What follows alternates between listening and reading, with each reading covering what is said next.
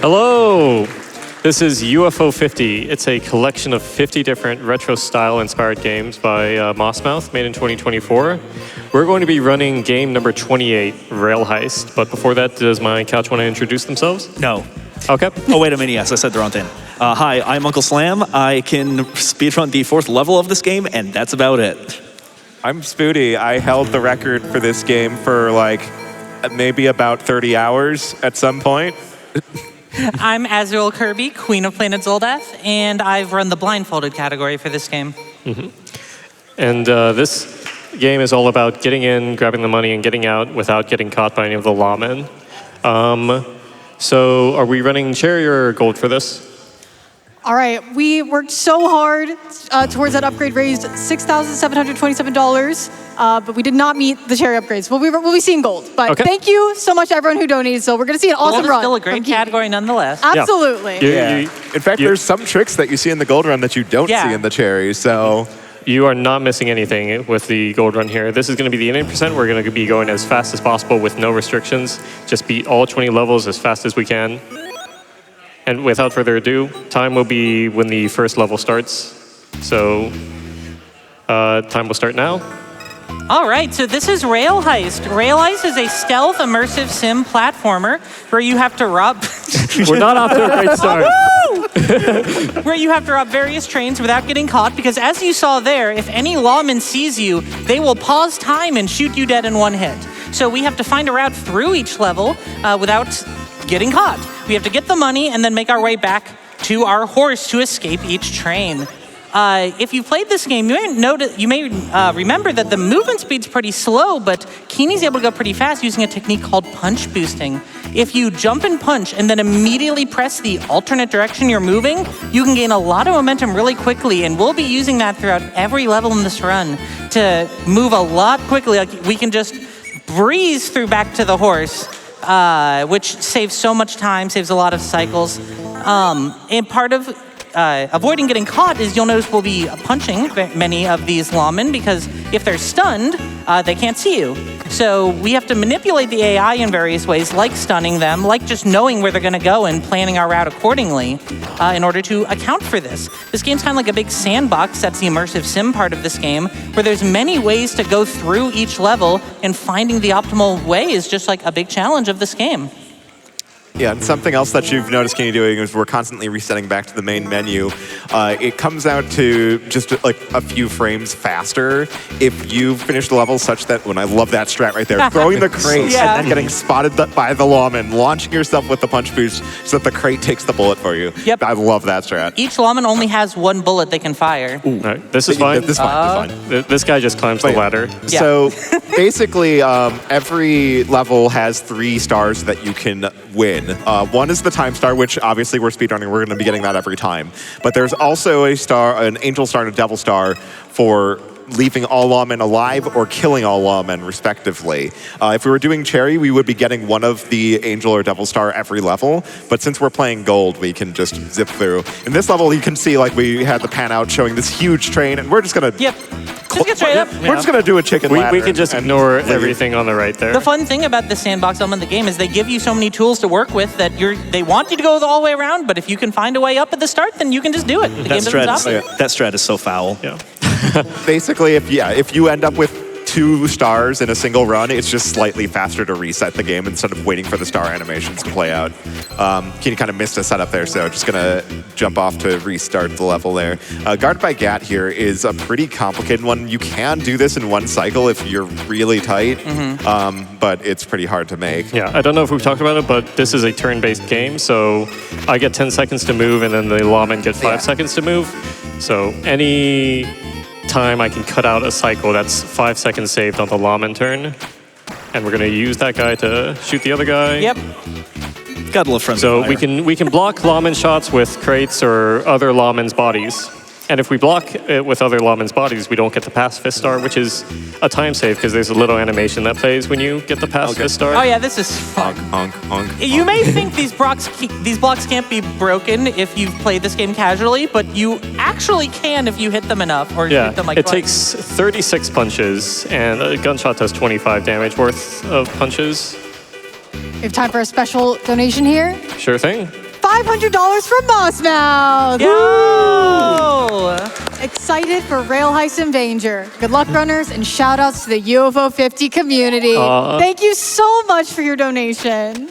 So, yeah, a little thing about the Gatling guns there is that you can punch or grab them to take control and turn them to your side, and they fire a 3-shot burst. So, a cool little strat in that last level where we drop down in with a Gatling gun, have it react to a lawman to start shooting, and then turn around and have it shoot the wall to blow a hole out of the armored car. It's really, really cool. Speaking of killing lawmen, we kill the lawman there to turn off the cycles, like so the timer stops and we don't have to do that. We're gonna see something else cool up here, a fun little trick.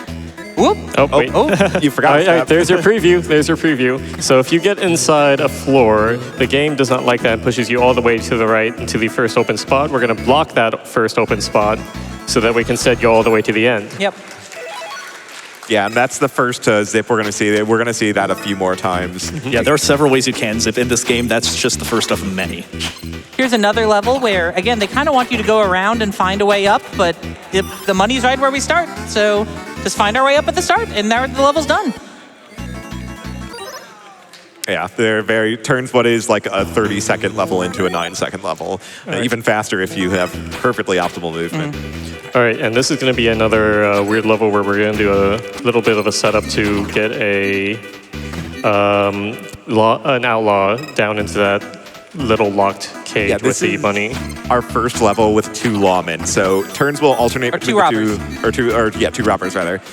Turns will alternate between the 2 robbers. If a lawman's alerted, then lawmen get turns between every robber's turn, which means you got to keep your robbers extra safe because lawmen are getting 2 turns to their 1. In case you missed it, I'm hiding inside this barrel, rolling under and getting out of it, and that forces me down because there's no room to go up. I learned about that watching Keeny's practice run. I didn't know you could do that. Yeah, the game really doesn't like when the top half of your body is occupying the space something else is already occupying. So it just does wild things, especially when it comes to zips, as you just saw there. At these next few levels, we should have time for some donations. Oh my goodness, we have so many. We've got $100 from Zachary20XX. Hey, that says, Rail Heist mentioned, Danger mentioned. So proud of y'all and so excited to see some incredible UFO 50 gaming on the big stage. Thank you so much, Zach. Thank you, Zach. $10 from Daniel Lopez. UFO 50, GDQ, and MSF are the best. Sending love to everyone. Thank you so much. Yeah, thank you. Yeah, something you'll see a lot of is like us just rolling through lawmen. Basically, they will automatically fire if you enter their line of sight, but it is just slightly it's like right at the border between the tiles. So if you're crouching and rolling, they won't see you. As long as it's not their turn. If it's their turn, then they can duck and shoot at you. So you can't just sit in front of them crouching. Setting up another zip here, climbing into the ladder from the bottom left, and that pushes us into the floor. And that's why we threw the boxes over there early in the level. Yeah, exact same clip we saw before. Just have to put boxes on the semi-solid bridge. Otherwise, we would just clip that semi-solid bridge and fall through onto the tracks. Yep. So it's also worth pointing out that last level we introduced the gun, like from our end, not the lawman's end.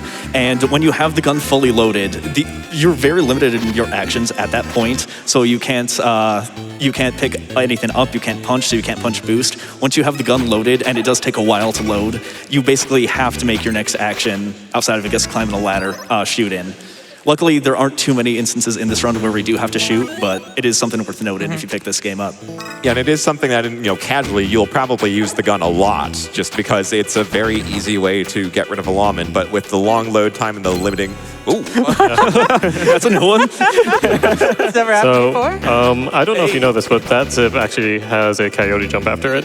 I usually hit it, so this hasn't come up before. It has happened.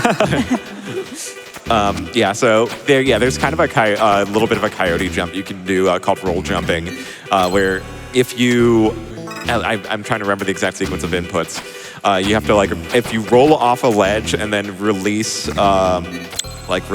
the down button for the roll and then press jump again, all in like a 4-frame window, you can get a midair jump while you're rolling. Bottom line, it is as hard as it looks. Especially the visual cue is a little janky because it's being combined with a zip. So can't. It will eat your input if the lawman or the outlaw is off screen, which does happen during the zip. Yeah. So I think I'm doing it too soon. I do. There you go. There it is. Nice job. Woo. I do want to remind everyone, we actually have an ability to see a third UFO 50 game in our UFO 50 block. We'll get to see Mortal 2 with both Keeny and Uncle Slam if we get our donations in for that. So please get your donations in to see a third game to make a UFO 50 trio. Mortal 2 is one of the absolute fastest runs in the entire collection, so you guys definitely want to see how that goes. A little while ago there, we saw again lawmen being used as a meat shield. Lawmen will, if you are in their line of sight, just shoot, even if there's another lawman between them and you. All right, so this level introduces the cows. If they get startled by loud noises, and once they do, they will destroy everything in their path. Now that's not great, because I was supposed to destroy the blocks below. We're gonna see if I can make it work, though.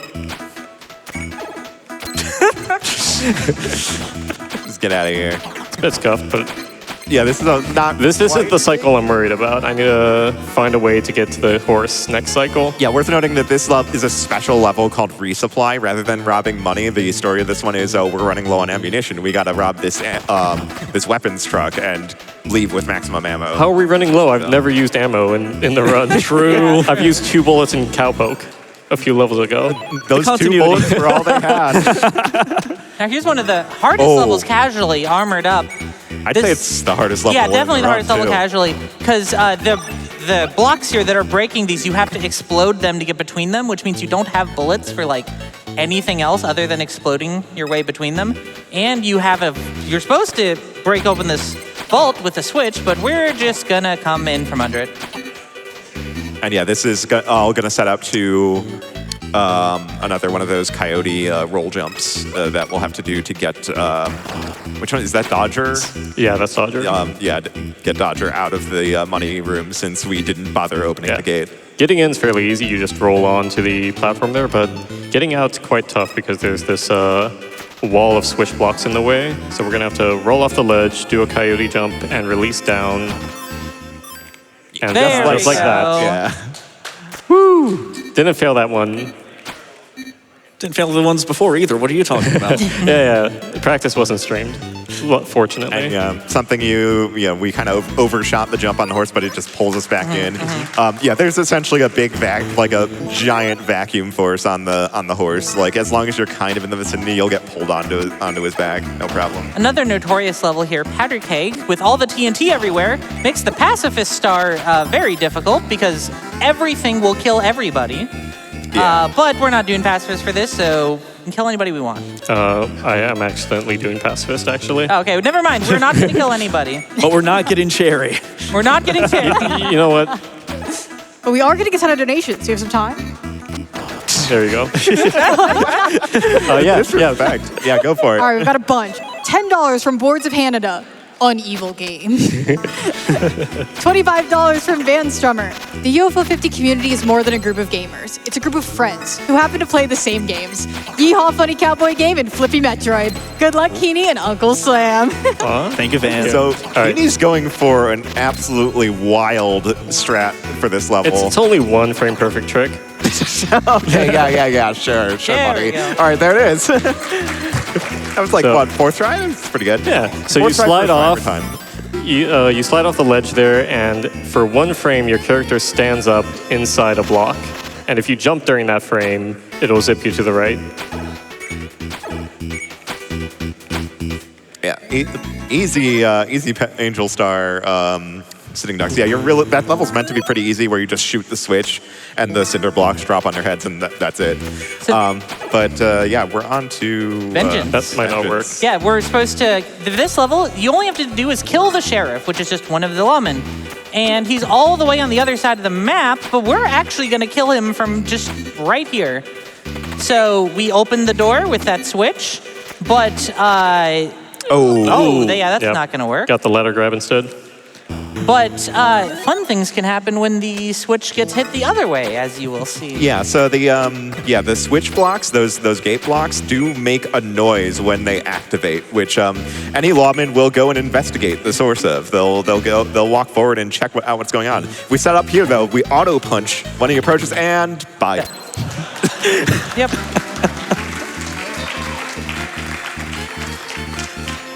Yeah, using the thing that during a lawman turn, if they approach you and Well, you get to see bit that too again. far.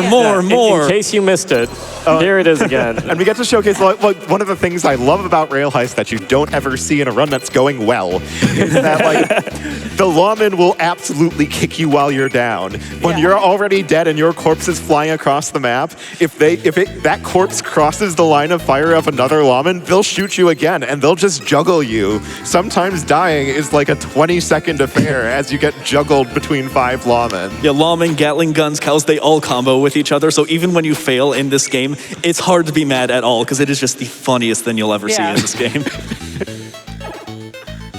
Yeah, as mentioned before, when a lawman passes you, you just automatically punch them as like a little self-defense thing, and we use that to hit the switch. And we're coming up on the final level here next. This level is very dense. It has a lot of stuff going on. The first thing we're going to do is a very tight punch boost up to the top roof here. This one is notoriously difficult. It's very tight, and if you miss it like that, you have to reset because there's no reset level button in Rail Heist. You have to either die or just reset the game.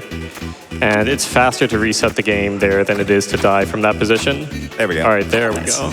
So what we're supposed to do is use that switch multiple times to get to like Inside here. get inside this vault and get different layers of the vault, but we can just zip inside. Yeah, we're going to be combining pretty much everything. Roll, jump, into zip, right there. Yep.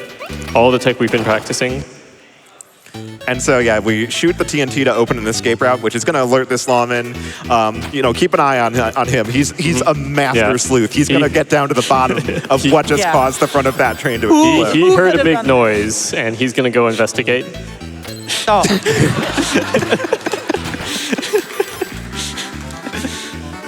And yeah, time is coming up. As soon as both robbers are on the horse, once the and level gets clear screen shows up Yeah. and the screen goes black, it's going to be time.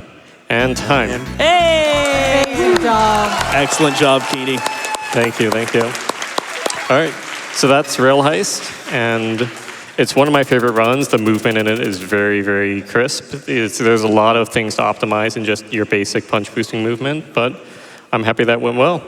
And huge shout outs to the Rail Heist community. There's too many cool people in the UFO 50 community to shout out individually, but among Rail Heist, there's Declined, Grizz, and Delta, who all pushed the routes for this game really, really far. And without them, I would not be here today and not be doing this run as good as I am doing it now. So thank you. And also shout outs to Flesh for commentating the German restream of this. He learned the run with me earlier, and so that he'd be prepped for commentary. Any shout out to you would like to give, my couch? I'll give mine after my run, so. Okay. And I just want to add on, Keeny mentioned Grizz.